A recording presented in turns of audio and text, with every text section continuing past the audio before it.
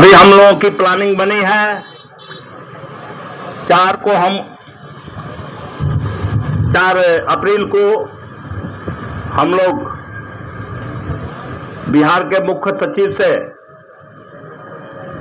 प्रतिनिधि मंडल मिलेगा और वो प्रतिनिधि मंडल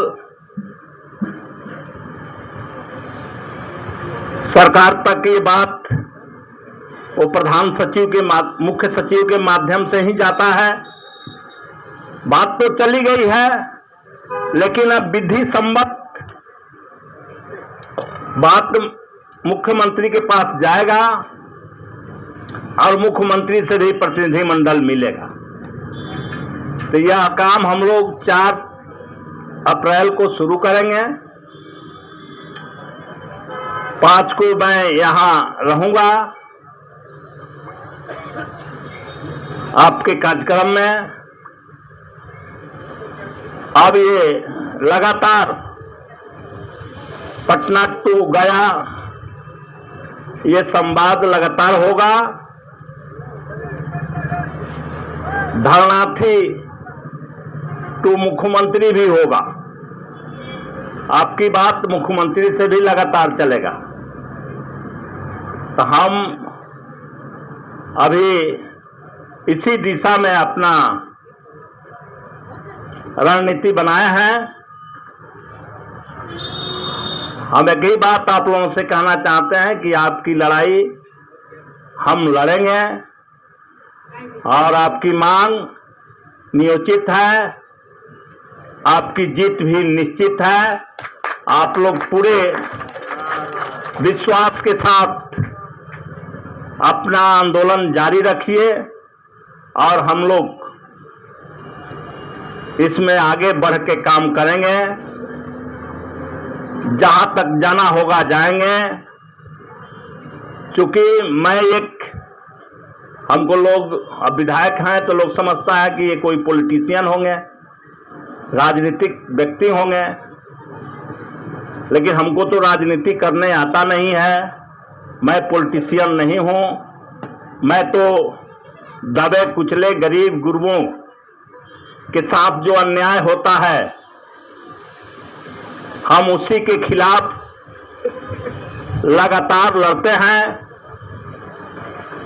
और वही लोग, हम आपसे बता दें अपनी कहानी, 3 बार लोगों ने हमें जेल में भेजा और वही दबे कुचले गरीब गुरबा लोगों ने जिता करके हमको विधानसभा भेजा। हम एक ही बात लोगों से कहते हैं कि अगर हमारी जरूरत है तो आप जिताइएगा, अगर नहीं जरूरत है तो हरा दीजिएगा। लेकिन रिजल्ट जाता है कि सदैव राम विजयी घोषित किए गए।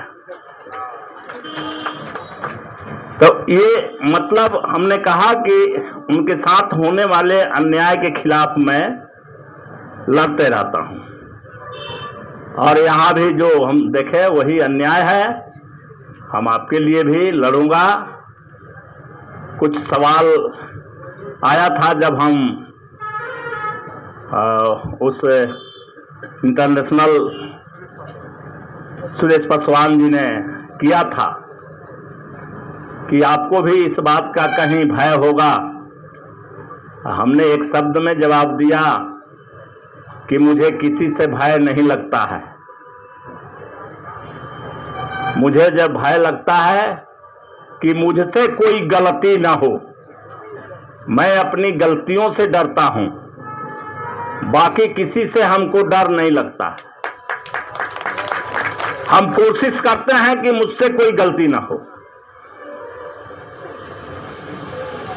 तो हम समझ गए कि यहां अन्याय हो रहा है, तो यहां बेबाकी से बात रखने में हमको किस बात का डर है?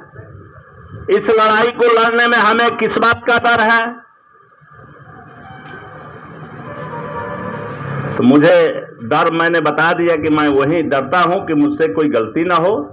बाकी मुझे कोई डर नहीं है और आपकी लड़ाई हम निडर होकर के पूरे गया से लेकर के और पटना तक, सड़क से लेकर के संसद तक, इस लड़ाई को हम एक झंझावात पैदा कर देंगे, झंझावात पैदा कर देंगे कि अगर आपकी मांग पूरी होगी और नहीं तो ये सरकार की विदाई होगी, हम ये कह देना चाहते हैं। और हम निश्चित रूप से जितना देर हमें परेशान आप कर लीजिए, लेकिन निश्चित रूप से हम दिसंबर में ये सारे हक लेके रहेंगे, इसको कोई रोक नहीं सकता है। इतना ही बात कह के मैं आपके काम में लगने जा रहा हूं और आपके काम हम पूरे मुस्तैदी से, ईमानदारी से, सक्रियता के साथ करूंगा, ये मैं आपको विश्वास दिला रहा हूं। इन्हीं बातों के साथ फिर मैं जय भीम नमो बुद्धाय बोलता हूं।